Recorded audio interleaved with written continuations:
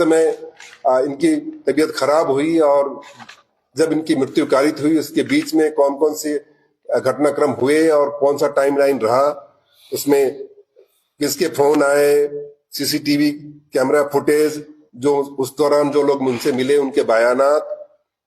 इसके अलावा चूंकि यहाँ पर इंजेक्शन से रिलेटेड भी इश्यूज आए, जिस दवाई का प्रयोग किया गया इस संबंध में ड्रग कंट्रोलर से भी मंतव्य लिया गया। CMHO, Rajasthan nursing council, Mathuradas hospital, pharmacologist, insurance companies, income tax department, FSL और प्राइवेट हॉस्पिटल, इन सब से परामर्श लिए गए, इनसे चर्चा की गई, औपचारिक और अनौपचारिक। इनके संबंध में 2 प्रकरण दर्ज थे, उसकी पृष्ठभूमि के संबंध में विशद अन्वेषण किया गया। इनके गांव में भी कुछ लोगों के साथ प्रकरण दर्ज हैं, उसके संबंध में भी विशद चर्चा की गई और लोगों से इस संबंध में अन्वेषण किया गया और वेरीफाई किया गया कि उनके बैकग्राउंड क्या थे।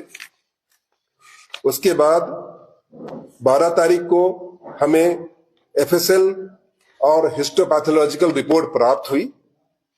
उसके बाद हमने जो हमारी मेडिकल बोर्ड है उसको एफएसएल और पैथोलॉजिकल रिपोर्ट भेजी। उसमें कॉज ऑफ डेथ आया due to shock as a result of cardiopulmonary arrest due to pulmonary pathology, और उसमें उन्होंने लिखा हुआ है अस्थमा ऑब्लिक सीओपीडी।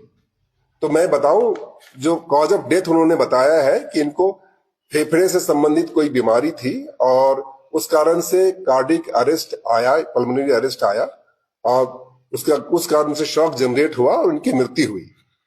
इस संबंध में जो रिपोर्ट आई है, हमारे कुछ क्वेरीज थे जो मेडिसिन लगाए गए हैं, उस संबंध में हमने फिर से बोर्ड से रिपोर्ट मांगी है और जैसी बोर्ड से रिपोर्ट आएगी उसके बाद हम फाइनल निर्णय लेंगे। परंतु मैं आपको बता दूं, इस दौरान जिन जिन लोगों के बयान लिए गए, जो तथ्य संग्रहित किए गए, जो साइंटिफिक अन्वेषण किया गया, उसमें यह तथ्य बहुत ही क्लियर कट आया कि इसमें पॉइजन नहीं पाया गया है बॉडी में, कोई सेक्सुअल ऑफेंस करना नहीं पाया गया है और कोई ऐसी एक्सटर्नल इंजरी या इंटरनल इंजरी नहीं पाई गई है। एक तथ्य सामने आया कि जो इंजेक्शन दिया गया है देवी सिंह जो कंपाउंडर है उनके द्वारा, तो उसमें ड्रग रूल की अवहेलना पाई गई, जो कि जो मेडिसिन दिए गए थे वो शेड्यूल एच में आते हैं और उसको एक प्रिस्क्राइब्ड मेडिकल प्रेडिक्शनर ही दे सकता है जो कि शेड्यूल ड्रग है। नेशनल मेडिकल कमीशन एक्ट 2019 की भी अवहेलना पाई गई, जो कि वो रजिस्टर्ड प्रैक्टिशनर नहीं थे।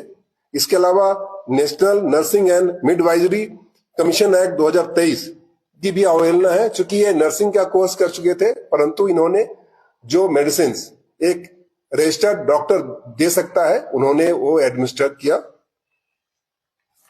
चूंकि ये पहले भी उनके यहाँ इलाज के लिए जाते थे, जैसा कि तथ्यों में आया है और एनिमेशन में भी आया है।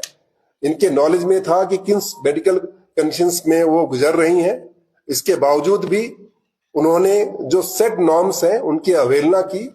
तो प्रथम दृष्टया उपेक्षापूर्ण कृत्य करना कंपाउंडर के द्वारा पाया गया है। इस संबंध में जैसे ही हमारी पोस्टमार्टम की जो बोर्ड है उसकी तरफ से जो हमने एक्सप्लेनेशन मांगे हैं उसकी रिपोर्ट आएगी तो हम बीएनएस और जो राजस्थान मेडिकल एक्ट 1952 के तहत कार्रवाई करेंगे। अब ये फोरम ओपन है, एसआईटी भी आपके पास बैठी है और मैं भी हूं, आपके कोई प्रश्न हो तो उसके जवाब दिए जा सकते हैं। कंपाउंडर को माना जा रहा है कि उसकी लापरवाही है या और भी कोई दोषी है? जैसा मैंने बताया कि उपेक्षापूर्ण कृत्य के दोषी तो है ही, क्योंकि जो चीजें उनको नहीं करनी थी उन्होंने की है, परंतु जैसे ही हमारे पास बोर्ड का ओपिनियन आएगा डेफिनेटली हम बीएनएस और अन्य धाराओं में उनके खिलाफ कार्रवाई करेंगे। सर, उन्होंने बताया कि पर्ची डॉक्टर की जो है उसके पिताजी ने दिखाई थी, तो ये बात जो है खुद देवी सिंह ने कही। देवी सिंह के 4 बार बयान लिए गए हैं और देवी सिंह जी ने इस तरह के तथ्य हमारे सामने नहीं रखे हैं, और जो तथ्य हमारे सामने आए हैं कि वो पहले भी इनके यहाँ गए थे और उनके नॉलेज में सारी उनकी मेडिकल हिस्ट्री थी, उसके बावजूद भी उन्होंने ये मेडिसिन दिए, उनके नॉलेज में था। तो सर क्या ये माना जाए मेडिसिन की एक वजह हो सकती है? नहीं,